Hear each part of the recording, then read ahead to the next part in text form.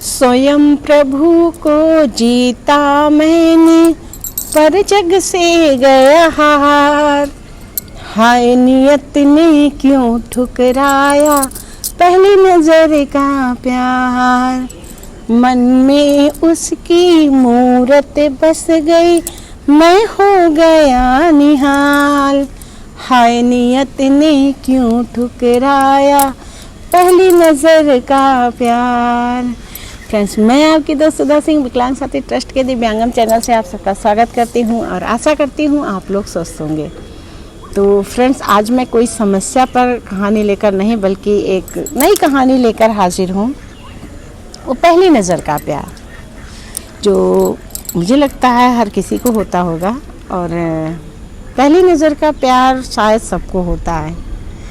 और पहली नज़र का प्यार जिसमें ना पाने की चाहत होती है, ना खोने का डर होता है, ना कोई इच्छा होती है, बस वो प्यार होता है। और ये प्यार कभी क्रश होता है, कभी एक तरफा होता है, तो कभी दोनों तरफा होता है, पर वो कभी कंप्लीट नहीं होता। पहली नज़र का प्यार अक्सर अधूरा रहता है। और आज मैं अपनी कहानी के ज़रिए आप सबको आपकी उस पहली नज़र के प्यार की तरफ ले चलती हूँ। और मैं आशा करती हूँ आप लोगों को मेरी कहानी सुनकर आपका पहला प्यार ज़रूर याद आएगा। वैसे पहला प्यार कहते हैं कि कोई भूलता नहीं है, लेकिन आज के इस भाग दौड़ भरी ज़िंदगी में प्यार क्या, लोग खुद को भूल जा रहे हैं। तो मैं आशा करती हूँ कुछ पल के लिए ही आपको आपका वो पहली नज़र का प्यार ज़रूर याद आएगा। तो फ्रेंड्स, ये प्यार होता ही कुछ ऐसे ही है। इसकी ना कोई उम्र होती है, ना कोई सीमा होती है कि बस इस एज तक होगा, बस ये प्यार हो जाता है। तो मैं आज आप लोगों को आपके उस पहली नज़र के प्यार की तरफ लेकर चलती हूँ, आप लोगों को आपकी ही दुनिया में लेकर चलती हूँ अपनी कहानियों के माध्यम से। मैं कहानी शुरू करती हूँ वो पहली नज़र का प्यार। मीरा, जो अपनी एक फ्रेंड के शादी में जा रही थी हेतमपुर, और उसने हरिद्वार तक ट्रेन पकड़ी। इसके बाद वो बस से उसने आगे का सफ़र तय करने को सोचा और वो बस में बैठकर हेतमपुर के लिए निकल पड़ी। वो बस में बैठी हुई अपनी यादों में गुम थी कि उसने जो है कितना अच्छा वक्त अपनी फ्रेंड श्रुति के साथ बिताया। उसकी फ्रेंड जो उसकी एक दोस्त थी, उसकी बहन थी, उसे बहुत मानती थी, बहुत प्यार करती थी। दोनों एक जॉब के दौरान दिल्ली में मिले हुए थे और रूममेट थे। दोनों की बहुत अच्छी बनती थी, दोनों बहुत अच्छे से एक दूसरे का ख्याल रखते थे, एक दूसरे के साथ रहते थे। काफ़ी वक्त दोनों ने एक साथ बिताया था, छोटी बड़ी हर बातें, सुख दुख सब कुछ दोनों ने एक दूसरे से बांटा था। आज उसकी सहेली की शादी हो रही है, वो अपने घर चली जाएगी और श्रुति उसके हल्दी में, उसके संगीत में क्या क्या चीज़ें पहनेगी, उसकी शादी में क्या पहनेगी, उसने सब कुछ अपने बैग में पैक किया था और हर एक चीज़ उसने चुन चुन के ख़रीदा था उसकी शादी में पूरी तरह से एंजॉय करने के लिए। वो अपने यादों में ही गुम थी कि तभी बस आकर चल करके एकदम रुक गई। तो उसने एक यात्री से पूछा कि सर क्या हुआ, बस क्यों रुक गई? तो उस यात्री ने कहा कि मैम शायद बस में कोई टेक्निकल प्रॉब्लम आ गई है, तो इस वजह से बस रुक गई है। आप लोग परेशान मत होइए, अभी सही हो जाएगा और फिर इसके बाद हम लोग आगे चलेंगे। तभी थोड़ी देर बाद वो बैठी रहती है कि तभी थोड़ी देर बाद कंडक्टर आके बताता है कि आप लोग अपनी कोई सवारी ढूंढ लीजिए, क्योंकि बस में कुछ ज़्यादा फॉल्ट है और वो बस अब जा नहीं पाएगी। मीरा एकदम घबरा जाती है। वो बाहर झांक के देखती है कि बाहर तो खिड़की से बाहर घुप अंधेरा रहता है, चारों तरफ घने जंगल रहते हैं। वो एकदम सहम सी जाती है कि वो पूरी रात इस बस में कैसे बिताएगी। उसके साथ कोई बड़ा नहीं होता है और वो परेशान हो जाती है कि अब वो क्या करेगी, क्योंकि सबके साथ सबकी फैमिली होती है पर वो अकेली होती है। वो एक पैसेंजर से पूछती कि सर आप क्या करेंगे, आप क्या रात भर यही बस में रुकेंगे? तो वो पैसेंजर कहता है कि नहीं, देखते हैं अगर कोई साधन मिल जा रहा है तो हम लोग चले जाएंगे। रात भर रुकना यहाँ रिस्की है, यहाँ चोर डाकुओं का खतरा बना रहता है और ये जंगल भी काफ़ी भयानक है। लोग रात में आना जाना बंद कर देते हैं यहाँ पर और अब तो दिक्कत तो हो गई है। देखते हैं अगर कोई इंतज़ाम होता है तो फिर हम लोग रुकेंगे नहीं, चले जाएंगे यहाँ पर। मेरा सोचती है कि वो क्या करे, वो कैसे इंतज़ाम करे, वो यहाँ पर किसी को जानती भी नहीं है और किससे कहे वो, और वो पता नहीं कौन सी जगह है जहाँ पर ये बस रुकी हुई है, उसे ये भी नहीं पता होता है। कुछ यात्री रुकते हैं, कुछ लोग लिफ्ट लेकर निकल जाते हैं, तो कुछ लोग गाड़ी जिनकी जान पहचान आ रही आसपास होता है वो उनसे जानकारी लेकर कुछ न कोई न गाड़ी या कुछ मंगाकर चले जाते हैं। कुछ यात्री बचे हुए होते हैं, 8-10 यात्री। तो डर भी लगता है मीरा को कि अब वो इतनी घने जंगल में, इतने भयानक जंगल में है, उसके साथ कोई नहीं है और कुछ फैमिली बची हुई होती हैं, 2-4 फैमिली, 10 फैमिली।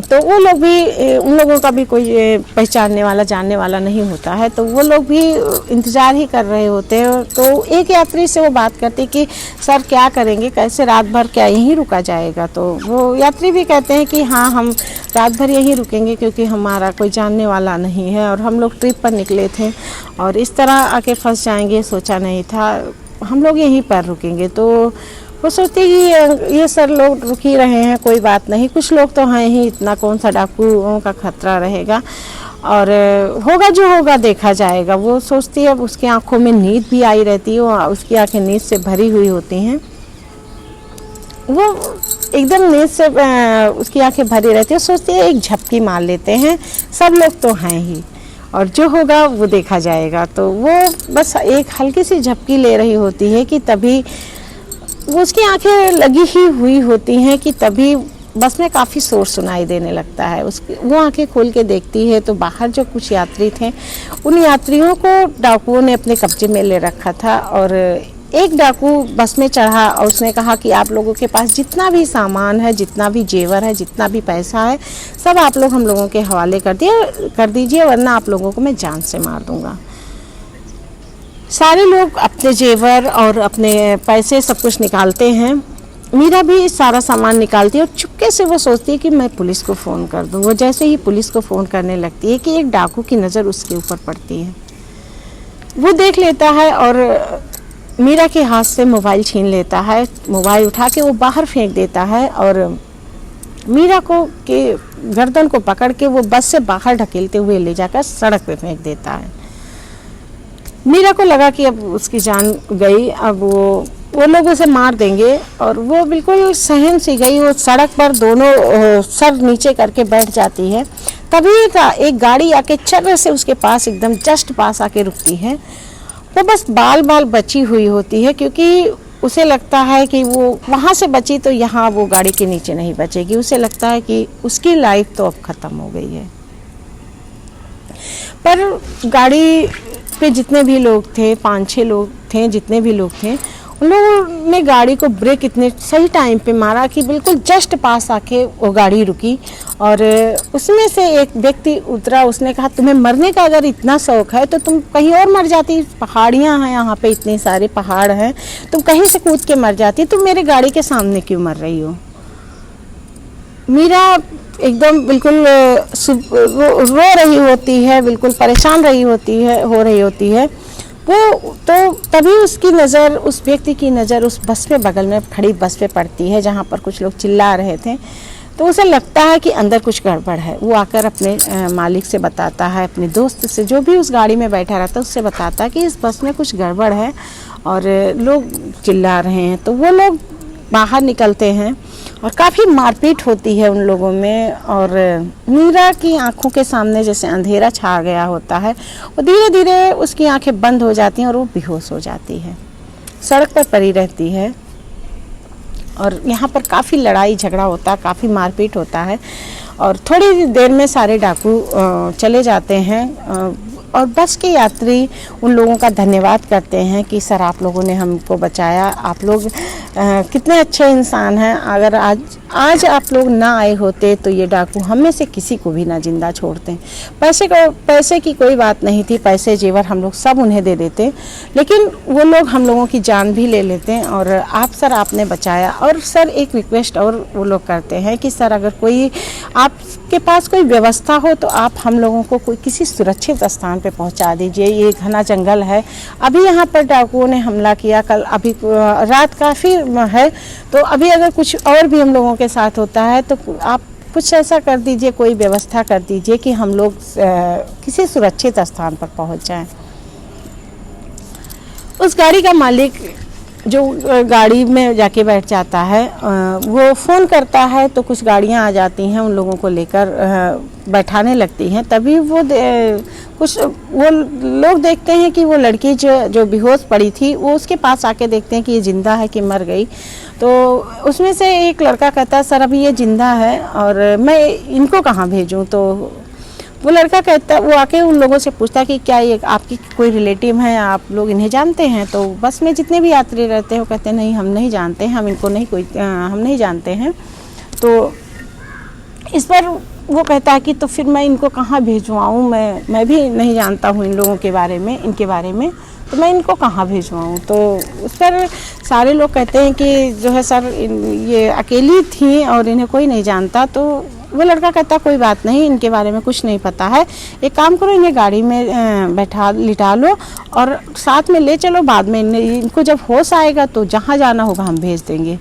सारे लोग उस लड़की का धन्यवाद करते हैं जिसने उन लोगों की जान बचाई थी। और वो जो लड़का होता है जिसका नाम उज्जवल होता है वो उस लड़की को, मीरा को गाड़ी में बैठाता है और गाड़ी में लेटाकर वो अपने फार्म हाउस ले जाता है।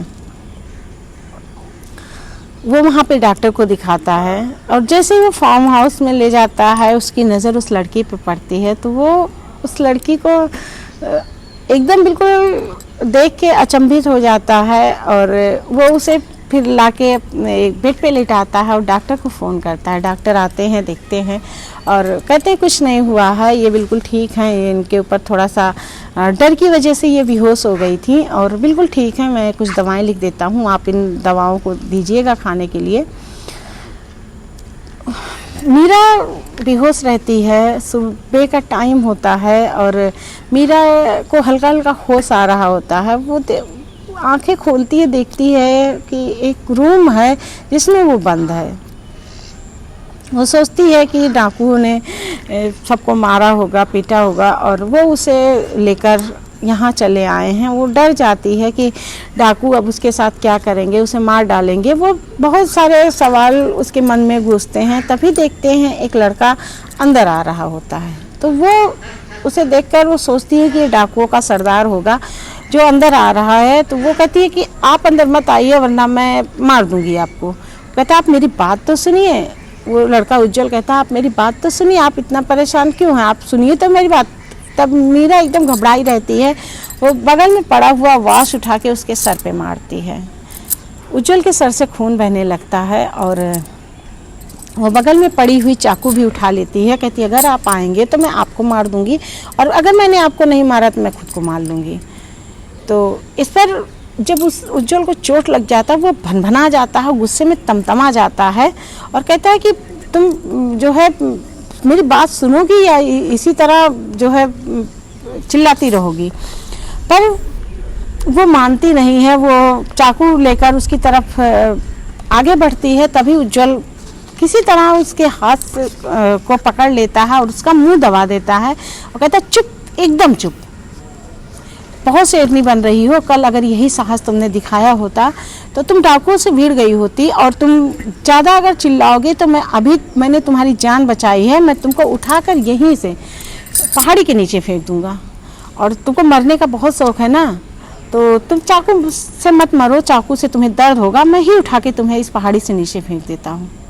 वो शांत उसका चेहरा देखती रहती है, जिसकी सर से खून बह रहा होता है आँखों से लेकर। वो बहुत एकदम बिल्कुल वो बोलता जाता है कि तुम जितनी शेरनी बन रही हो, अगर कल उतना साहस तुमने दिखाया होता तो शायद एक आध डाकू को तो तुम मार ही देती।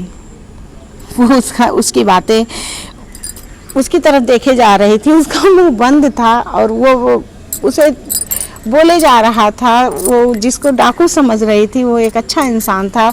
उसने मन ही मन भगवान को शुक्रिया किया कि भगवान जी कम से कम वो डाकू के चंगुल में नहीं है।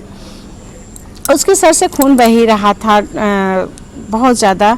और इसके बाद वो उठाकर उसे मीरा को बेड पे बैठा देता है और गुस्से में तमतमाता हुआ बाहर निकल जाता है।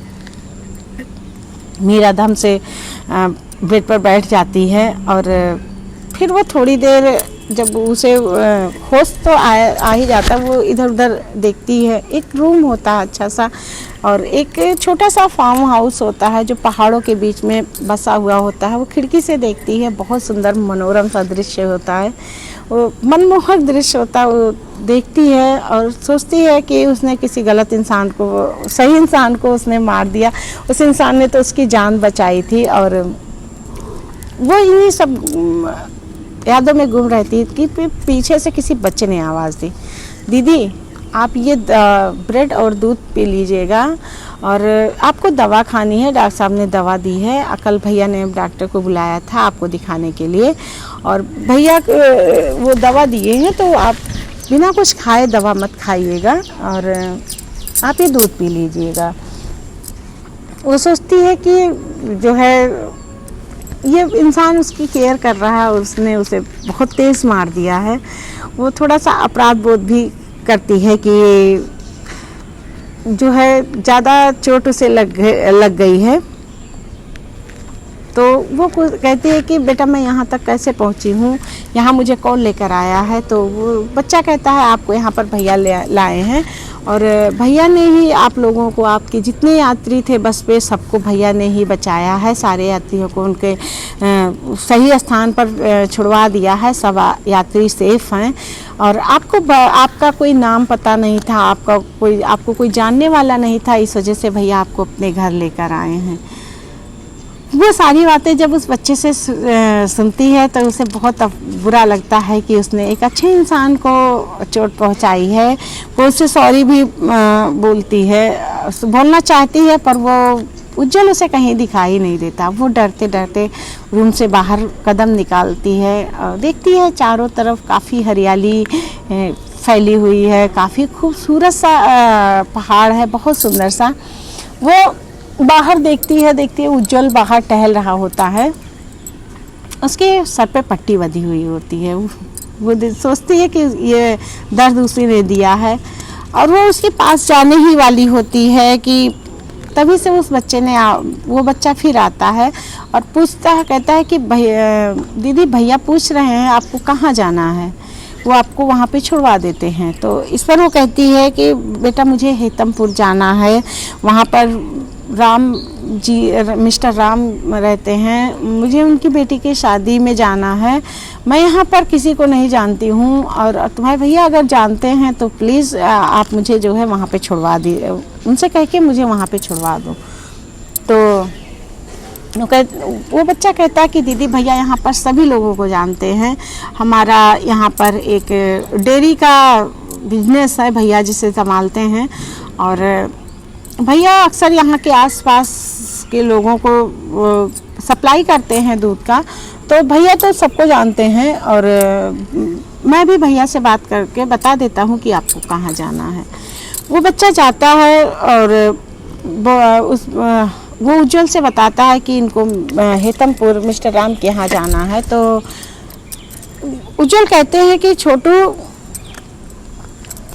सुन, जो है उनसे कह देना कि वो तैयार रहेंगी और अभी हमारा एक ड्राइवर उन्हें छोड़ देगा और उन्हें अगर किसी चीज़ की ज़रूरत होगी तो बता देंगी। तो इस पर वो कहता ठीक है। वो जाकर मीरा से कहता है कि दीदी भैया ने कहा है कि अगर आपको कोई प्रॉब्लम हो, कुछ ज़रूरत हो तो आप बता दीजिएगा, आपके कपड़े, आपका सारा सामान, बस में उन्हें नहीं पता था तो वो नहीं ला पाए हैं, तो आपका सारा सामान वहीं पे छूट गया है, अगर आपको कोई ज़रूरत हो तो आप बता दीजिएगा। तो वो कहती है कि नहीं मुझे कोई ज़रूरत नहीं है, तो इस पर वो छोटू से पूछती है, छोटू क्या मैंने बहुत तेज़ मार दिया क्या? तो इस पर वो छोटू कहता आप खुद ही जाके देख लीजिए, भैया बाहर हैं और वो देखिए भैया जो है टहल रहे हैं। तो वो कहती हाँ पट्टी बंधी है, मैंने देखा है और सॉरी मेरी तरफ से बोल देना। तो छोटू कहता दीदी आप ही बोल दीजिएगा, मैं बोलूँगा तो भैया गुस्सा करेंगे। वो बच्चा चला जाता है और उस मीरा का दिल शर्मिंदगी से भर जाता है कि उसने बिना जाने बूझे किसी को चोट पहुंचाई है। वो बहुत दुखी हो जाती है और उसके दिमाग में ये सारी बातें भी चल रही होती हैं और ये सोचती है कि अब वो शादी में उसे जाना तो है, वो चली जाएगी और पर वो पहनेगी क्या? उसके पास ना कपड़े थे, ना कोई सामान था, ना पैसे थे, कुछ भी नहीं था। वो सोच रही थी वो क्या करेगी। तो वो जब तैयार होके टैक्सी पे आती है तो वो देखती है उज्जवल उसे कुछ समझा रहा था, टैक्सी ड्राइवर को कुछ समझा रहा होता है और कुछ निकाल के अपने जेब से उसे देता है। तो इस पर वो टैक्सी ड्राइवर कहता है जी भैया हाँ मुझे पता है, मैं ठीक है भैया मैं कर दूँगा। वो आती है पास में और उसके पास आके कहती है सॉरी मुझे नहीं पता था कि आप कौन है, मैंने ऐसे ही मार दिया। तो उज्जवल एक सरसरी निगाह उस पर डालता, कहता है इट्स ओके और चला जाता है। मीरा को उसका ये व्यवहार अच्छा नहीं लगता है, उसे बुरा लगता है कि उसने क्यों जो है ये सब ऐसे किया। और वो जब निकलने लगती है तो वो देखती है कि उसके जाने पर उसे बुरा लगता है कि हाँ मतलब कोई भी रिएक्शन उसने नहीं दिया। तो वो गाड़ी में बैठती है और ड्राइवर से कहती है कि भैया मुझे आप जानते हैं मुझे कहाँ जाना है? तो वो ड्राइवर कहता है दीदी आप मुझे पता है, परेशान मत होइए, भैया ने मुझे सब कुछ समझा दिया है और भैया हमारे बहुत अच्छे हैं, बहुत हेल्प करते हैं लोगों की और आप परेशान मत होइए, आप चलिए। और हाँ भैया ने एक चीज़ और कहा है मुझसे। तो उसने कहा क्या? तो वो कहती है कि भैया ने कहा है कि आप पहले कुछ कपड़े खरीद लीजिएगा क्योंकि भैया आपके सूटकेस को या आपके सामान को नहीं पहचानते थे तो आपके लिए कुछ नहीं लाए हैं। तो उन्होंने कहा है कि आप पहले कुछ शादी में जा रही हैं तो पहले आप कुछ कपड़े खरीद लीजिएगा। तो कहती है कि हाँ पर मेरे पास पैसे नहीं है, मैं कपड़े नहीं खरीद सकती। तो इस पर वो कहती है कि जो है कि ड्राइवर कहता है कि दीदी कोई दिक्कत नहीं है, आप भैया ने एटीएम दिया है अपना, आप कपड़े खरीद लीजिएगा फिर बाद में आप उन्हें पैसे वापस कर दीजिएगा, भैया ने मुझसे कहा है। तो वो सोचती है कि हाँ ये भी सही है, मैं ख़रीद लेती हूँ, बाद में इनके पैसे वापस दे दूँगी, मैं वैसे ही घर जाऊँगी या अपने फ्रेंड से लेकर इन्हें वापस दे दूँगी। तो वो जाती है मॉल में, कुछ कपड़े अपने लिए ख़रीदती है और कपड़े ख़रीद कर वो घर पहुँचती है। वहाँ पे मिस्टर राम के यहाँ सामियाना वगैरह लगा होता है, शादी की पूरी तैयारी हो रही होती है और हल्दी मेहंदी के दिन होते हैं तो मेहंदी का टाइम चल रहा होता है। वो जाती है, देखती है, वहाँ उतरती है तो वो उससे कहती है कि ड्राइवर से कि भैया एक काम कीजिए, आप मुझे अपने मोबाइल का नंबर दे दीजिए, मुझे जब जाना होगा मैं आपको बुला लूँगी, आप मुझे वहाँ तक छोड़ देंगे। तो ड्राइवर कहता हाँ दीदी छोड़ देंगे, आप भैया के मेहमान हैं, आप मेरी मेहमान हैं और मैं आप जहाँ कहेंगी मैं आपको छोड़ दूँगा। ड्राइवर से वो नंबर लेती है और आके यहाँ पर अपनी फ्रेंड को सारी बातें बताती है, अपनी सारी बीती बताती है, वो किस तरह उसको किसी अजनबी ने बचाया है। वो अजनबी वो सोचती है, रास्ते भर वो सोचती भी रहती है कि ये अजनबी मुझे लग रहा है कि मैंने इसे कहीं देखा है। वो जब घर आती है तो वो अपनी सहेली के फंक्शन में इन्वॉल्व होती है, सब कुछ एंजॉय करती है, लेकिन उसके दिमाग में ये बात चल रही होती कि इसने कहीं तो देखा है। तो वो देखने के वो उसे इसके बाद फंक्शन होते हैं और दूसरे दिन फिर एक वो हल्दी का फंक्शन होता है जिसमें वो येलो कलर का सूट पहनती है, वो बहुत सुंदर लग रही होती है। और इधर उज्जवल उसके यहाँ दूध का सप्लाई देने आता है। वो सबके साथ, वो अपने नौकरों के साथ खुद आता है क्योंकि मिस्टर राम से उसके बहुत अच्छे अच्छे संबंध होते हैं। तो वो खुद आता है और यहाँ पर वो दूध की सारी केन उतरवा रहा होता है कि यहाँ, और इधर श्रुति का हल्दी का फंक्शन चल रहा होता है। श्रुति के फंक्शन में वो देखता है कि मीरा काफ़ी खूबसूरत लग रही होती है पीला सूट पहन के, और वो दौड़ दौड़ के सबको हल्दी लगा रही होती है। और तभी उसकी एक किसी कजिन्स ने उसे मीरा को हल्दी लगाने के लिए उसको दौड़ा लिया। मीरा दौड़ती हुई भागती हुई छत पे चली गई, और छत पे जाकर दोनों वहाँ पर राउंड राउंड करके एक दूसरे को दौड़ा रही थी और दौड़ा दौड़ा के हल्दी लगा रही थी। तो ईश्वर उज्जवल उसे देखता है, मीरा बहुत अच्छी लग रही होती है, उसे एक ही नज़र से, उस नज़र से देखता ही रहता है कि तभी वो देखता है कि मीरा का पैर स्लिप कर गया और वो छत से नीचे गिरने वाली होती है। वो जैसे ही नीचे गिरने वाली होती है, उज्जवल दौड़ के लपक के उसे पकड़ लेता है, वहाँ उसकी जान वो बचा लेता है। और फिर जो है मतलब जब वो आंखें बंद कर लेती है कि वो छत से गिर गई, आखिर उसके साथ हो क्या रहा। एक बार बस में हादसा हुआ, फिर यहाँ पे वो गिर गई, वो आंखें बंद कर लेती है। तो इस पर उज्जवल कहता है, मैडम आंखें खोलिए और आप सही हैं, और देखिएगा अब की बार आप मुझे मत मारिएगा। मीरा आंखें खोलती है, देखती है कि उज्जवल उसके सामने खड़ा है, और वो उसे देखकर शर्मा जाती है और उसे सॉरी कहती है कि, तो इस पर उज्जवल कहता है कि ये अच्छी बात नहीं है, हर बार अपने जान को दांव पे लगाना कोई अच्छी बात नहीं है। कम से कम कुछ भी करो, खेल करो या कुछ भी करो, तो कम से कम अपनी जान को संभाल के करो, और इस जान पर तुम्हारा ही हक नहीं है, इस जान पर किसी और का भी हक है, कम से कम अपना केयर तो करो। तो ये सारी बातें सुनकर वो कहकर मुस्कुराने लगता है, और मीरा एकदम शर्मा जाती है, सॉरी कहती है और कहती वो उसके गोदी से वो उसे गोदी में उठा लेता है, तो वो शर्मा के उसकी गोदी से उतरने लगती है, और मीरा वहाँ से फिर शर्मा के निकल जाती है। उज्जवल उसे देखता रहता है, और वो बहुत अच्छी लग रही होती है, उसे लगता है कि कोई परी है, एकदम बिल्कुल बहुत एकदम चक खड़ा होकर उसे देखने लगता है। दोनों मीरा सोचती है कि अक्सर ये बंदा मुझसे क्यों टकरा रहा है, क्या कनेक्शन है मेरा, और क्यों ये हम मुझसे कहीं ना कहीं, और मुझे सोचने पर ये क्यों मजबूर कर रहा है। और एक छवि उसके दिमाग में आती है कि कहीं ना कहीं उसने इस इंसान को देखा है, पर कहाँ देखा है उसे कुछ समझ में नहीं आ रहा होता। वो बहुत कोशिश करती है अपने दिमाग पर जोर डालने की, पर उज्जवल उसे याद नहीं आ रहा था, और वो अक्सर उज्जवल के बारे में सोचती। तो इस पर उसकी फ्रेंड श्रुति कहती, क्यों, अगर मुझे लग रहा है कि तुझे उस इंसान से प्यार हो गया है।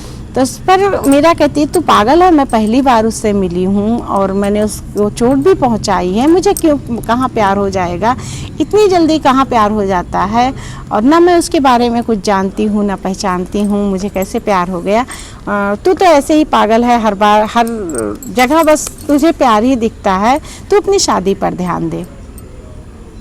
पर उसका दिल कहीं ना कहीं जो है अक्सर उज्जवल के बारे में सोचता रहता है, अक्सर कि उसने कितने अच्छे से उससे बात की, हर बात में उसे वो ध्यान आता, और वो सोचती कि कहीं ना कहीं कुछ ना कुछ तो है जो वो समझ नहीं पा रही है, या उसे कुछ ऐसा है जो छिपा है, उसे दिख नहीं रहा है।